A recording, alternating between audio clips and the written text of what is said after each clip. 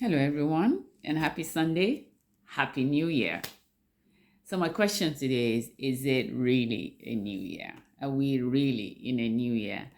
And, this is something that's, celebrated all over the world, but especially in Africa, the way we celebrate it as Christians is, we all stream to church. Millions of people stream to church on the 31st day of December before 12 midnight.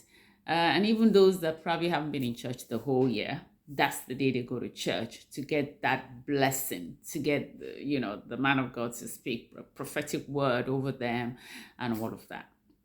So my question today is it really a new year? And what's the significance of this? Is that practice of ours of going to church before 12 midnight, is it a spiritual exercise or is it a tradition?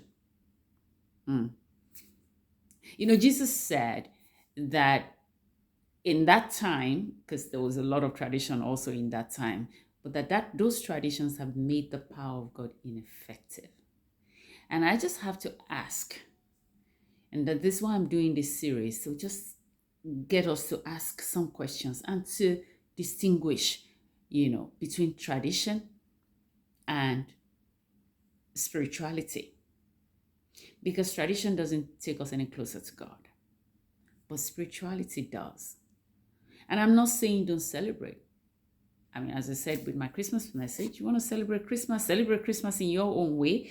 I shared how I celebrate mine, but let's just distinguish. Let's just, define exactly what we're doing. So, the Jewish people have their own New Year, which is a tradition they started many years ago, centuries ago, called Yom Kippur. And that's usually between August and September. And they regard it as the most holy day. And they have a definition to it. And I'm not saying that's, a spiritual exercise either, especially as far as the New Testament is concerned. But we are New Testament believers. So, what is the significance of the New Year celebration that we do? How does that impact on our relationship with Christ? Because that's what Christianity is. Unless someone is saying that Christianity is not, building a relationship with Jesus Christ, that's what it's all about. So my question is, what is all these traditions, all these celebrations that we have christened Christian celebrations, right? So New Year, my son jolted me. I mean, perhaps that's why he's my son, because I've always also had that attitude of, New Year can be anytime. And don't get me wrong, I used to also go to church. I used to also do the, late night service to welcome the new year. But then a few years ago, I put a pause to it to stop, to think, what is this really about? And what's the significance of this as far as the Bible is concerned? So my philosophy, one of the ways I guide myself with my faith, or I guide my faith, is it in the Bible? That's the first question I want to ask. Is it recorded in the Bible? If it's recorded in the Bible, of what significance was it? Of what significance was it in the Bible? Does it still relate to, this era that we're in? Those are the other questions that I would ask.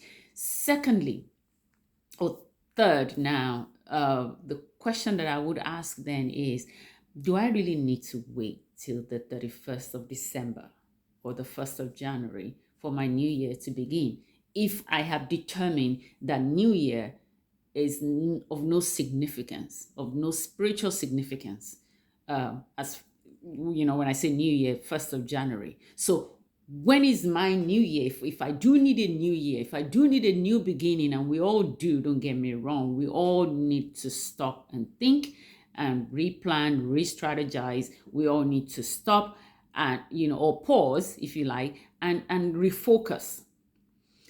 And for you, you can pick 1st of January, and it's good, but that's why you're celebrating. Let that be, that's, the reason that you're celebrating, not because it is a new year in the sight of God. Because it's not. 1st of January is not a new year in God's sight. because God doesn't work with, year the way we count. And I'm sure many of us who are Christians know this. He works in times and seasons. So instead of you and I getting caught up in this calendar, you know, that is of no significance spiritually, why don't we walk with God in the times and seasons that He has set for us? Why don't we be sensitive in the spirit to know what is God's timing for me? What is the season that I'm in? Because, for instance, my new year starts around my birthday, the week of my birthday. That's when I begin. And it's new for me because, there's a new awareness when, you're getting older. There's a new awareness. There's a new rethink. You want to stop to think. You want to stop to replan and re-strategize. And so that's what I do on my birthday. Well, you can pick any day to be your new year. That's the point that I want to leave with you. You can pick any day to stop and rethink, to pause and re-strategize, to and now allow the newness of God to come upon you. If you choose to do it every single day, so be it. After all, His word says His mercies are new every morning. You can choose to do it every month. All right. You can choose to have a new year every month. You can choose to have a new year every quarter. And that works for me as well. Every quarter, have a new year, have a replan, have a rethink, look at your goals again, re-strategize, drop the things that are not working, and double up on the things that are working. All right, so that's how I celebrate my new year. Having said that, I want to wish you a happy new year whenever your new year is. If it's 1st of January, so be it. Otherwise, have a blessed new year. Have a fruitful new year. Have a joyful new year. In Jesus' name, God bless. Bye now.